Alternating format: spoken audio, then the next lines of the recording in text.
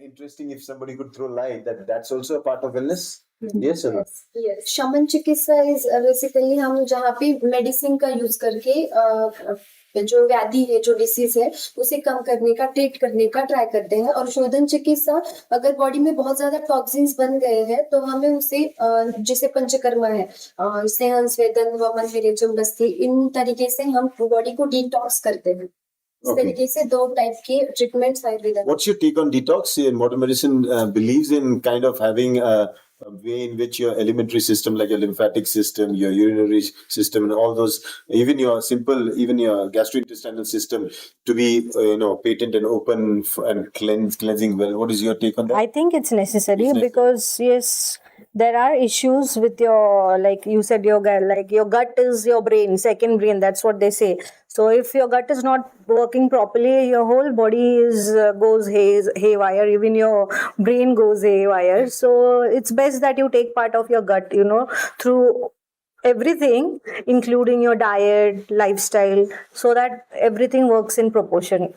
So when it comes up to illness, specifically, in Ayurveda we have Sukh Sadhya Vyadhi, means something like I'm just feeling a little chilly and I might catch up fever, but at a very early stage we can find out, and I can take a immediate simple remedy like what would you say? Yes, hot tea or something, just hot tea, and I could feel fantastic. I just saved myself from getting an infection. Okay, so in Ayurveda, the concept was that before the rain comes, you'll always see the dark clouds. That gives you enough chance to take an umbrella and walk out. Okay, so similarly, modern medicine also believes in seeing certain symptoms before the disease comes, and that's when you have to see a physician. Like you're into ANC, right? Yes. Yeah. So, I'm not a gynecologist, but I work in a maternity home. And how many? So every patients? 50. As such, we have 100 ANCs coming to our hospital, and we take regularly right from the when she's pregnant till the time she's delivered. We take care of the mother. And regularly we have her checkups, like we check her blood investigations, hemoglobin. Yeah, that's the major part, because she's feeding her fetus also. So if she is all well, then only the fetus will develop normally. Otherwise there will be many developmental abnormalities in the fetus if the biochemistry is not in proportion. And nowadays because the mothers, they get pregnant at a later stage, like after 35 plus, because of so many reasons. So there are many chances of having developmental abnormalities in the fetus. So we need to check the mother throughout the pregnancy, see her levels properly, monitor it properly, so that we can find out if anything is going wrong, especially if she is getting diabetes due to pregnancy, if she is getting hypertension due to pregnancy. Then we can just monitor her, and regularly checking her will get an idea if her body is working normally, and if not, then we can add medicines, and then the complications which happen later, they can be avoided. So early detection. Yes, it's very important. I think that's the key even for us at in Ayurveda, and even mental illness. I think so. Early detection will be a very important parameter in which you can prevent somebody from acting out in a way where he's committing suicide or doing something very fatalistic. I would like to give an example for this. So connecting to a real life example, we all have dustbins in our houses, office. So just imagine this, that we are filling it with, garbage every day. Now, if we fill it up with dried leaves or whatever, dried garbage, we will still feel that there is space in it. So because of this, what we do, we still fill it even more with more garbage. And then now what is our task? We need to put it out. But do we do that with our mind is my question. Now imagine that this garbage are your stress, your diseases, your lifestyle, which you're not actually keeping it balanced. So when you actually open the garbage bin, when you open the lid, it's going to stink. Our mind is actually having this stench. So like you mentioned that there needs to be early detection. Now when you are seeing that the garbage is going to be full almost, throw it out, empty it. Now, emptying is itself detox, correct? Now, we are doing that detox with your health, with your physical health. Now, can we do it with our mental health? It's very difficult. But can we at least try? We can do that. Now, there are various ways in which we can do. Like we mentioned, one is social support, one is you express. Now, because of so many cases of depression, the question arises, can we really cure that? Or do we really need to prevent it? So I feel that detoxing your mind is very crucial. Very crucial. That's when the patients come to y'all.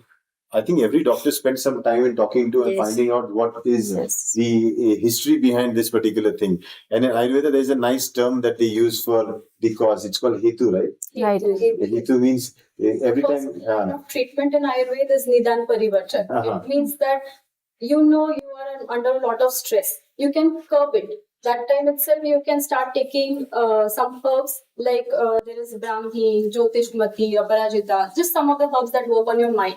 You can start taking those and try to keep calm. If still you feel that no, I am still not at ease, I feel stressed out, it is affecting me physically, then you can take help of the doctor. Or if that is also not helping, you feel that you need somebody to talk to you, emotionally vent out, you can just seek a psychologist. So that might help. So you need to diagnose it yourself that how much stress is affecting you. You can start with your herbs, your herbal remedies at home. So that's exactly what is charya, right? The way you Yes, live. sure. So then we have it's very surprising that so many years back they knew the importance of how to lead a day. How do you lead your day from the morning you Dinacharya. get up? Dinacharya. Then we also had how do you manage in a season, because even mentally sometimes the rainy seasons are very depressing. The summers are more lively, right? So the mind can also be affected by seasons. Yeah. Same is with the physiology of the body, right? So you would see a rise of particular kind of illness in Illness, particular seasons. So even Ritucharya is important. And I think that part people are not being talking about, and nobody is teaching people how to live in different seasons, right? What is your take on that? Dinacharya and Ritucharya? Ayurveda में बताया गया है कि दिनचर्या सुबह उठने से लेके रात के सोने तक आपका जो डेली रूटीन है वो कैसा होना चाहिए, ये आयुर्वेदा में इन डिटेल में बताया गया है, जो कि आजकल कोई भी फॉलो नहीं कर रहा है. मोस्ट ऑफ लोग फॉलो नहीं कर बट रहे. डॉक्टर स्नेहा वो जो बताया गया है वो आज कैसे फॉलो कर सकते हैं? वो जमाना बदल गया है. बट आप एटलीस्ट ट्राई कर सकते हो कि आप उसके नजदीक तो जाए. हाँ. एटलीस्ट पूरी तरीके से नहीं, बट थोड़ा ठीक है. ब्रह्म मुहूर्त पे उठने के लिए कहा है. अगर आप 12 बजे सो रहे हो तो आप 4 बजे ऑब्वियसली नहीं उठ पाओगे. बट ठीक है, आप 6 बजे तो ट्राई करो. तो आप 8-9 बजे उठते हो तो ये तो ठीक नहीं है. तो सूरज उठने के बाद 3-4 घंटे बाद आप उठ रहे हो तो ये कभी नहीं बताया है आयुर्वेदा में. तो आपको 100% व्याधि होने वाले हैं, डिसीज होने वाले हैं, वो तो डॉक्टर भी नहीं रोक सकता फिर. तो इसीलिए आपको जैसे आयुर्वेदा में बताया गया है, एटलीस्ट ब्रह्म मुहूर्त नहीं तो एटलीस्ट 5-6 बजे तो आप ट्राई कर सकते हो. और रात को जल्दी सोने का भी ट्राई कर सकते हो. ऑब्वियसली रात को जल्दी खाना बताया गया है आयुर्वेदा में, जैसे कि 8 बजे से पहले ही आपको खाना खाना है.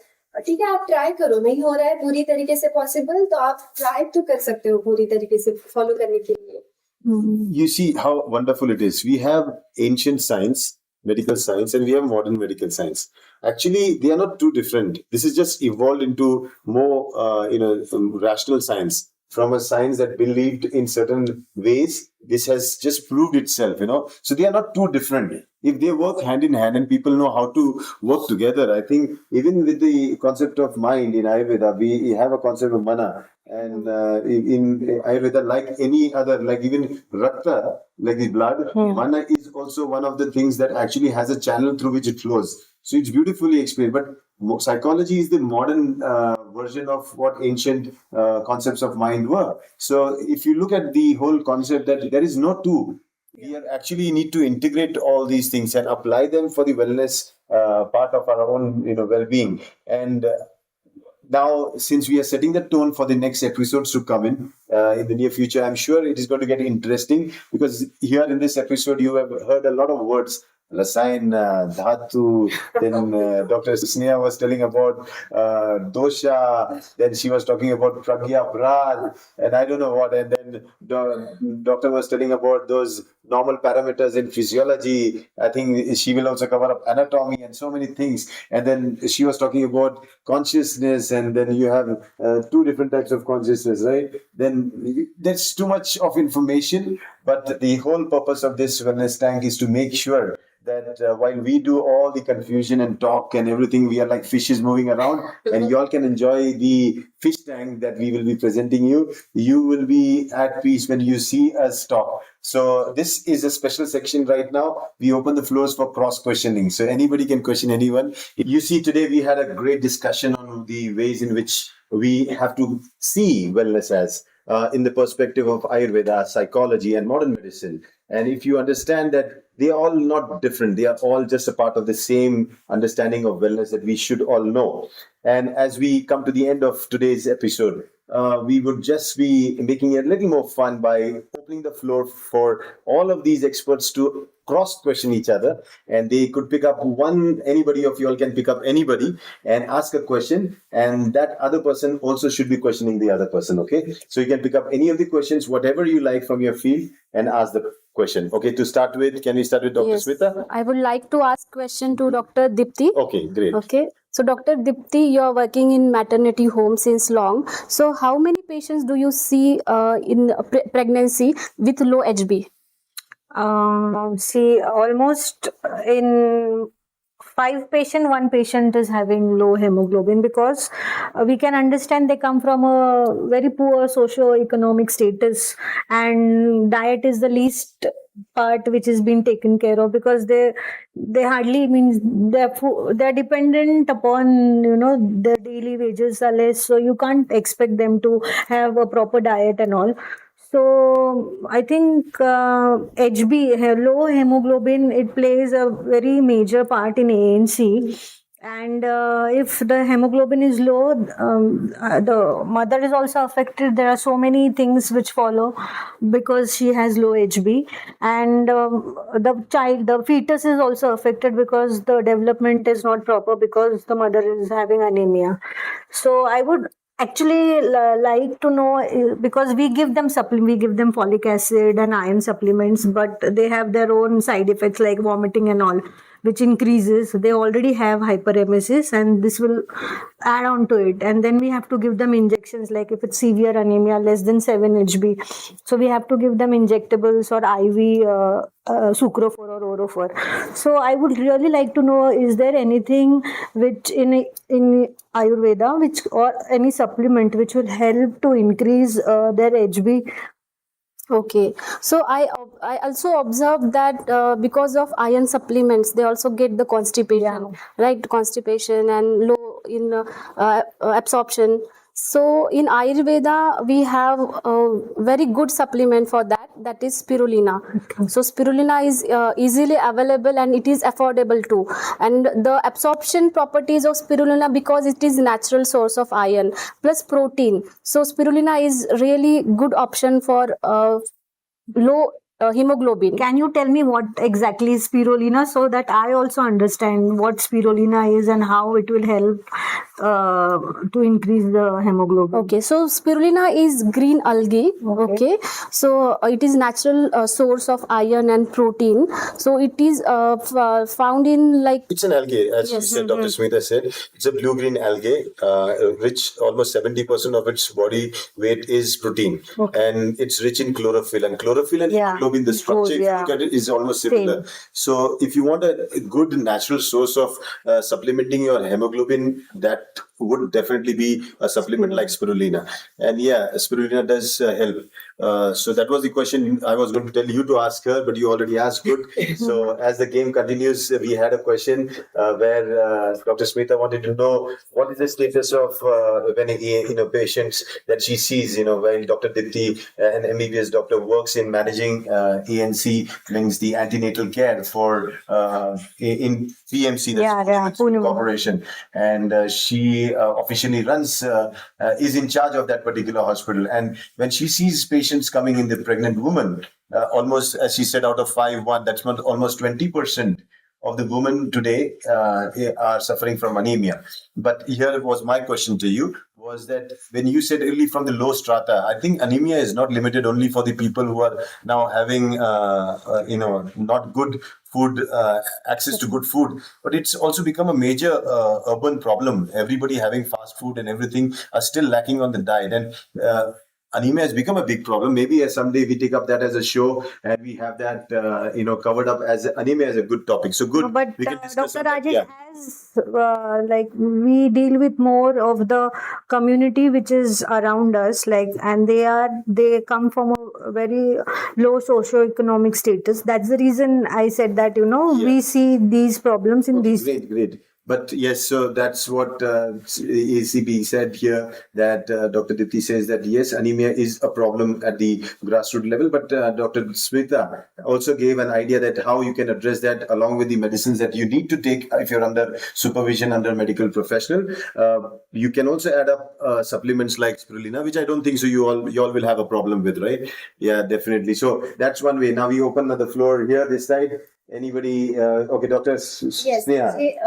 मुझे कृतिका नाम से पूछना है। तो मैंने सुना था कि disturbance in subconscious mind can create illness. Can you please explain? Yeah, sure. So what I feel is that first of all subconscious mind में ये जो fears होते हैं, अपने जो disturbances होते हैं, we repress that in the mind. We always say that in psychology, in psychotherapy. I'm sure you have heard of this. कि there are fears, there are your wishes, your instincts, your urges. Everything mixed together, you just push those negative feelings back into your mind. Now, like I explained previously also, anything that is unwanted is going to cause disturbance. Research is ongoing in this, but what they have found out is each subconscious fear or each subconscious pain is actually associated with a particular bodily disorder. For instance, when we are talking about headache, a normal thing such as a headache, psychologists and researchers in this field believe that somewhere you are underestimating yourself.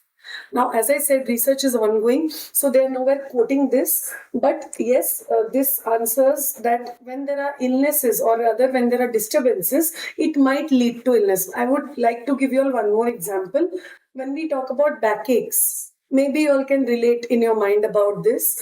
So when we are talking about upper, middle, and lower back pain, so they believe that your upper back pain is related to your ego and stubbornness. Middle back pain is related to your guilt, guilt over something which you feel that should not have been done. And when it comes to lower back pain, they say that this is associated with financial insecurities. So this is how it actually works. Interesting. Now you have a chance to ask her a question. मुझे आपसे ये पूछना था doctor Sneha कि हम जब योगा प्राणायाम की बात करते हैं, इसको वेलनेस से कैसे कनेक्ट कर सकते हैं? यस, हम योगा को वेलनेस से ऑब्वियसली कनेक्ट कर सकते हैं। जैसे कि मैं रेगुलरली प्रैक्टिस करती हूँ योगा और प्राणायाम, जैसे मेडिटेशन आता है तो प्राणायाम हम मेडिटेशन से ही रिलेट करते हैं। प्राणायाम में हम जैसे कपालभाति है, अनुलोम विलोम है या भ्रामरी प्राणायाम है, इसे हम कैटेगराइज करते हैं। योगा जो है वो माइंड एंड बॉडी कनेक्शन जो बताया है आयुर्वेदा में, ये एक्चुअली होता है। जैसे हम देखते हैं कि हमारी बॉडी अगर हेल्दी नहीं है, हमें पेन हो रहा है बॉडी में कहीं, तो हम काम नहीं कर पाते हैं या एक जगह पे बैठ भी नहीं पाते हैं या हमारा माइंड डिस्टर्ब होता है। तो बॉडी हेल्दी होना बहुत जरूरी है, उसके लिए हमें रेगुलरली योगा, हमारी बॉडी फ्लेक्सिबल होना बहुत जरूरी है। जब हम रेगुलरली योगा करते हैं तो हम एनर्जाइज, आप देखना कि जब आप एक्सरसाइज करते हो तो आपकी बॉडी जो है वो आप एनर्जाइज फील करते हो, आपका ब्लड सर्कुलेशन प्रॉपर होता है, आपको ऑक्सीजन अगर आपकी बॉडी को ज्यादा मिलता है तो यस, आप हेल्दी फील करते हो, एनर्जाइज फील करते हो, दिन आपका अच्छा जाता है। सेम अगर आप माइंड आपका डिस्टर्ब है, अगर आप माइंड में बहुत सारी थिंकिंग शुरू है, आप स्ट्रेस्ड फील कर रहे हो, तो आपकी बॉडी अच्छे से काम नहीं कर पाती या आपको कुछ करने का मन भी नहीं करता, सिर्फ सोने का मन करता है। इस माइंड एंड बॉडी कनेक्शन है, तो अगर आप रेगुलरली एक्सरसाइज, योगा एंड प्राणायाम करते हो तो माइंड एंड बॉडी दोनों ही हेल्दी रहने में मदद होती है। Since she's talking about body and mind, and since your mind should be at ease, not everybody is dealing with stress nowadays. So how do we deal with this? Through meditation, and how to perform this meditation? So stress, when you see Dr. Aishwarya, is basically people take stress always in a negative way. For me, I look at two sides to things. If there is negative, there has to be a positive. So when you say stress, stress could be distress, and that's not good. But stress could be eustress, which is good. So what kind of stress are you taking? If it's eustress, it's going to be progressive and it's going to be good for you. And that is necessary. Otherwise, you cannot be even healing yourself or doing some things in your life. But distress is definitely painful and it can put you down, and you just definitely don't want that. So first identify what kind of stress are you talking, and if that stress you could just change it to eustress, I think it will be much more beneficial. It's the way you look at it. Yeah. Okay, so my question to you, Dr. Aishwarya, is that you see, I'm a wellness speaker. I speak a lot. I love to speak. You all know that. I can speak for hours and hours and hours. Uh, and definitely in Ayurveda, you say that when you use yourself more than what is required, that's called Ati Yoga. And especially I'm doing Ati Yoga for my vocal cords. So definitely there has to be a way. If that's the way I'm going to choose my lifestyle, there has to be an alternative to that, something that can help me prevent the complications of this particular misuse or abuse. I'm glad you asked this question because in my master's, I have studied this topic. It was my topic for thesis, which is Kanthya Mahakashaya. It is about 10 herbs that are very useful for the throat disorders, vocal cords, and your voice. So, especially for people like singers, teachers, public speakers who are using their vocal cords a lot, they can use these 10 herbs combination to ease their throat, even to prevent any kind of disorder, like even hoarseness of voice, because extra speaking will cause hoarseness. So to avoid that, we can use this. I have recently prepared this combination of lozenges, which I will definitely give you. You can try it and let me know. And it will soon be launched as a product also. So we will let you know about it. Wow, sounds interesting. So I have something coming up for my lifestyle problems. I'm sure we all are doing one tip or the other for making our life a little better in terms of wellness. So before we end today's show, take home tip from all of you, one single liner tip that you yourself do to better your life in terms of wellness for the people. Can you just share one tip, starting with you, Dr. Smith? Okay so तो मैं जो रोज़ follow करती हूँ, जो खाना specific time पे होना चाहिए, उसी टाइम पीरियड में जो पित्तकाल बताया गया है आयुर्वेद में 10 to 2 इन द आफ्टरनून, और जो आपका डिनर होना चाहिए वो भी जल्दी होना चाहिए, यूजुअली बिफोर सनसेट होना चाहिए, लेकिन अगर आपको ज़्यादा लेट हो रहा है तो आप 7 to 8 के बीच में आपका डिनर कर ले, और उसके बाद आपको डाइजेशन के लिए भी टाइम मिलेगा और उसके बाद आपकी नींद प्रॉपर होगी. Okay, great. So nice tip from Dr. Smita. Dr. Dipti? I would just say that stay happy and joyous so that all your happy hormones are secreted and your body is well balanced. Wow, a nice way. That I think is easy to do. We can be happy, but don't use any other means, but stay happy. Good ways. Okay, then Dr. Aishwarya. I would like to suggest that have herbal tea every day, at least in the morning, because that's what even I practice. Be it any spice at the home, like if it is elaichi or saffron or any little spice, you add it to hot water and have it daily. That comes from a true herbalist, okay? A genuine herbalist giving you a tip that herbal tea can be a good lifestyle change. From you, Dr. Sneha? Yes, and do exercise regularly. आपको at least 30 minute तो exercise के लिए निकालना ही है per day. बिल्कुल भी उसमें कोई भी कंजूसी नहीं करनी है. 30 मिनट्स एटलीस्ट. और आयुर्वेदा में अर्धशक्ति व्यायाम बताया गया है, तो एक्सरसाइज करनी है मतलब जिम में 1 घंटा 2 घंटे 3 घंटे या वेट लिफ्टिंग एकदम हेवी एक्सरसाइज करने की जरूरत नहीं है. बेसिक एक्सरसाइजेस, बेसिक योगा आसनास करने हैं. अगर वो भी पॉसिबल नहीं है तो एटलीस्ट 30 मिनट आपको रेगुलरली वॉकिंग करनी है. Another beautiful tip. Just half an hour of walking can increase another 5-10 years of your life, and that also in wellness. Yeah. So you can please tell a tip.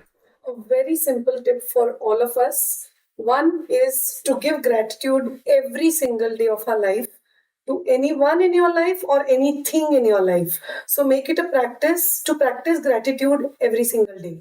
Yeah, so that's another good tip coming in. Be grateful and thankful to everyone around you who is adding a little bit in your life.